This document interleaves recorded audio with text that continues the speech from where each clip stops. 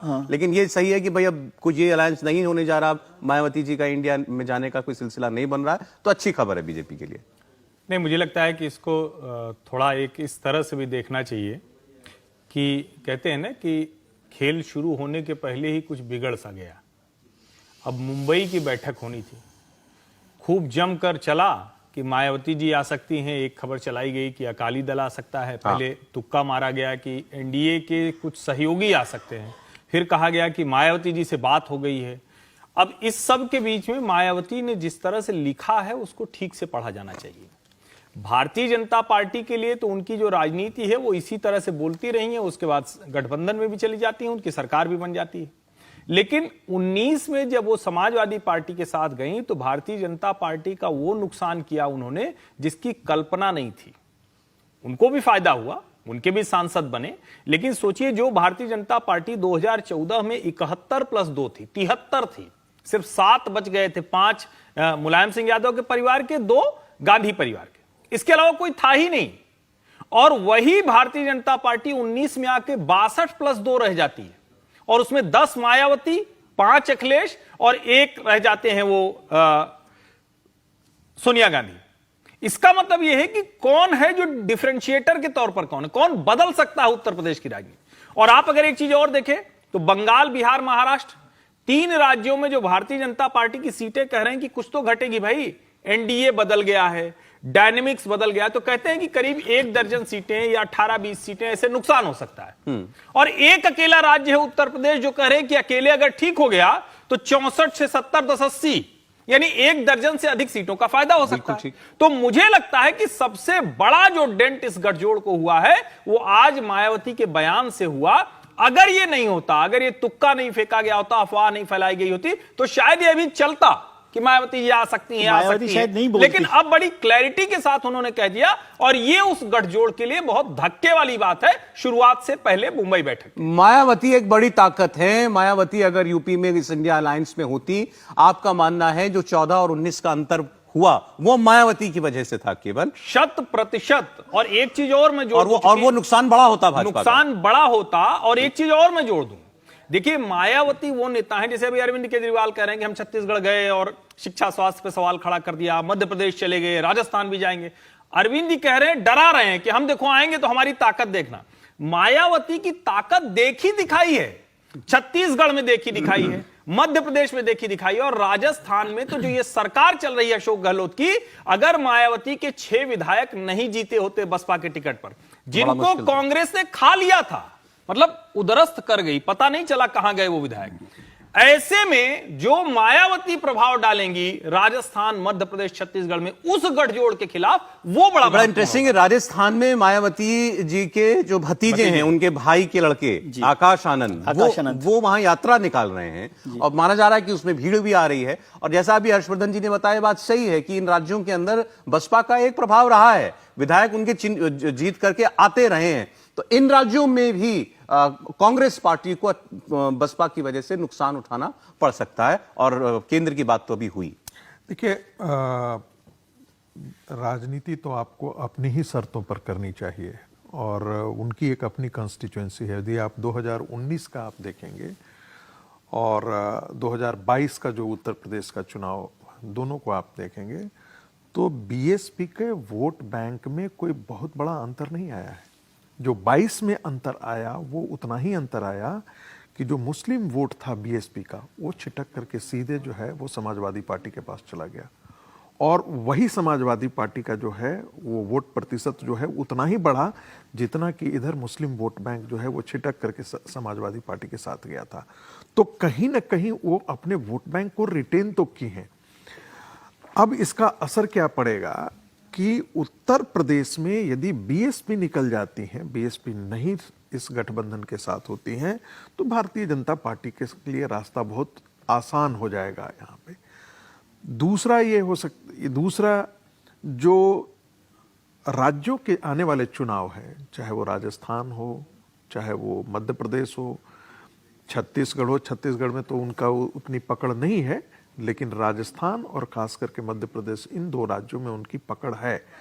एक समय ऐसा था कि 13 विधायक तक मध्य प्रदेश में उनके बीएसपी के आए थे। तो ऐसी स्थिति में मुझे लगता है कि विधानसभा में भी मुझे लगता है कि कांग्रेस को इससे हानि होगी, और संभवतः इसका क्या पता भारतीय जनता पार्टी के साथ उनकी किसी न किसी प्रकार की अंडरस्टैंडिंग भी हो। ये इसकी भी संभावना से इनकार नहीं किया जा सकता है।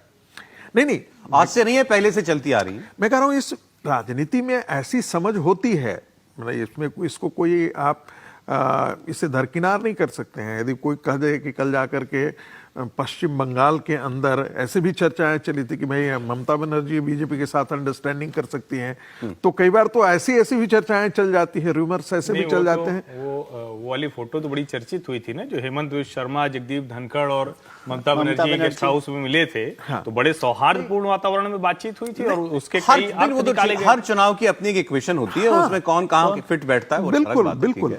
लेकिन मायावती फैक्टर बहुत बड़ा फैक्टर है। ठीक। उत्तर प्रदेश के माने एक परसेप्शन को लेकर के भी एक बहुत बड़ा दलित चेहरा है, और यदि आप उनसे गठबंधन से आप उनको बाहर रखते हैं, जिस प्रकार की भाषा का प्रयोग किया लालू जी ने, वो कतई सम्मानजनक भाषा नहीं है। मायावती उनको बुलाया ही कहाँ है, यानी कि आप दलितों का अपमान मायावती जी बहुत ये सब चीजें बड़ा नोट करती हैं। हाँ, नहीं बिल्कुल सभी नोट करेगा, सभी नोट करते हैं। आप उनका अपमान उस तरह, और एक वो दलित वोट बैंक बड़ा है मायावती जी के साथ, जो एक एन ब्लॉक वोट है, उसको आप उसकी ताकत को आपको समझना चाहिए। एक ब्लॉक तो है वोट का, जो कहीं नहीं जाता उनके साथ। ठीक। अच्छा, ये जो हम लोग बात कर रहे हैं कि मायावती जी नहीं जुड़ रही हैं, खुलकर उन्होंने इनकार कर दिया है, तो निष्कर्ष ये चर्चा का कि यूपी में बीजेपी को फायदा होगा लोकसभा में, और विधानसभा चुनाव में राजस्थान मध्य प्रदेश में कांग्रेस पार्टी को नुकसान हो सकता है, मतलब बीजेपी को फायदा हो सकता है। अरविंद केजरीवाल जी की इक्वेशन इसके अंदर आप और जोड़ दीजिए। अब मैं जरा स्टेट्स की बात करना चाहता हूं। हम इंडिया अलायंस की बात कर रहे थे, राजस्थान एमपी की बात आप कीजिए।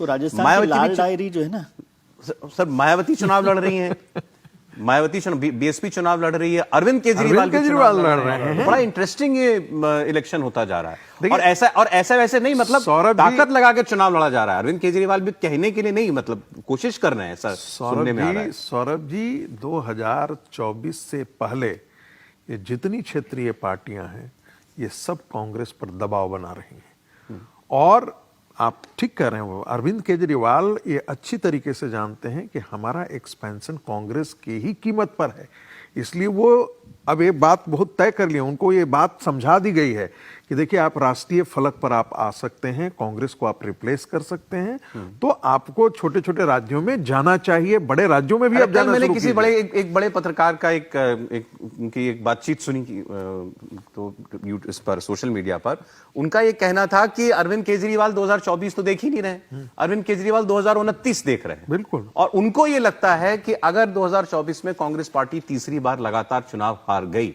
तो जनता फिर चौथी बार दांव नहीं लगाएगी इसकी। कांग्रेस और उसके बाद स्प्लिट करेगी। एक ही वायबल ऑल्टरनेटिव दिखाई देगा पूरे देश में लोगों को, बीजेपी का, और वो होंगे अरविंद केजरीवाल। क्या इस असेसमेंट से आप सहमत हैं? नहीं, मुझे लगता है कि ये शायद अगर हम ध्यान से देखें तो अरविंद केजरीवाल ग्रेजुअली उसी तरफ चल रहे हैं। वो बड़ा अगर साफ साफ देखें, ये बीच का घटनाक्रम ये थोड़ा सा अप्रत्याशित है उनके लिए। ये जो बीच में अलायंस वगैरह बनने लगा ना, ये उनकी राजनीति को एक तरह से कहें कि सूट नहीं कर रहा है, एक तरह से उनकी राजनीति के आ गया, बीच में ऑर्डिनेंस आ गया। हाँ, उस सब वजह से थोड़ी गड़बड़ हो गई, वरना जिस ट्रैक पे वो चल रहे थे वो बड़ा क्लियर कट था।